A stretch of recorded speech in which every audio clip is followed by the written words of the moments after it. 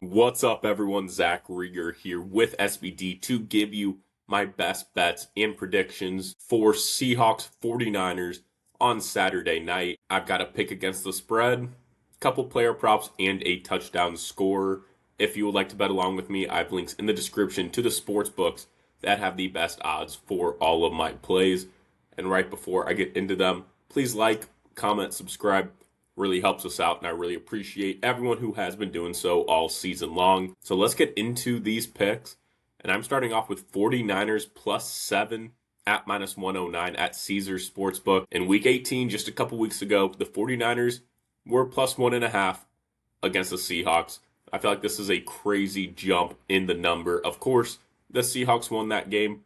They are at home now instead of being on the road in San Francisco, but still seems like a little bit of an overreaction to me. And despite that loss, the 49ers are still 7-2 straight up and 6-3 against the spread in their last 9 head-to-head matchups with the Seahawks. Brock Purdy is 7-1 straight up on the road against NFC West teams in his career. He's also 4-0 straight up and against the spread when playing in Seattle in his career. And since 2018, the 1 seed in the NFC is just 5-10 against the spread.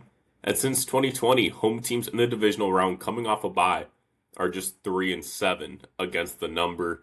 I expect the 49ers offense to put up more than 3 points this time around.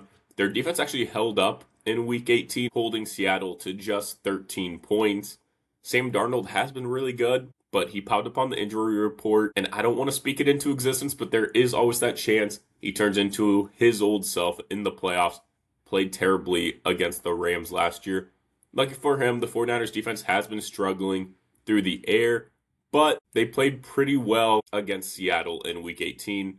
I don't know if the 49ers can get this win, but this is just way too many points for a divisional matchup in the playoffs.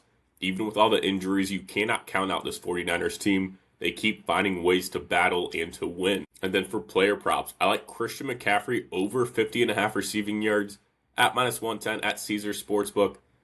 It's a game where the 49ers are underdogs and George Kittle is out. I expect Brock Purdy to target CMC a lot. In the 6 games without Kittle earlier this year, McCaffrey is averaging over 9 targets. He's averaging 68.7 receiving yards in those games. McCaffrey just had 66 receiving yards on 8 targets last week.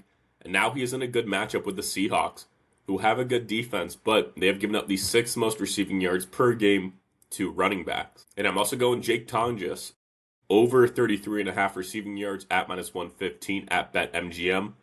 In games without Kittle, Tonges has been great, averaging 6.7 targets per game and 44.8 receiving yards per game. He has gone over this number in 4 straight without Kittle. The Seahawks have given up 63.5 receiving yards per game to tight ends, which is the 6th most in the league. Tonges should smash this prop. And then for my anytime touchdown scorer, I'm going with A.J. Barner at plus 185 at Fanatic Sportsbook. Barner has scored a touchdown in 2 of his last 3, and that was a great matchup against the 40. San Francisco has struggled to defend the pass.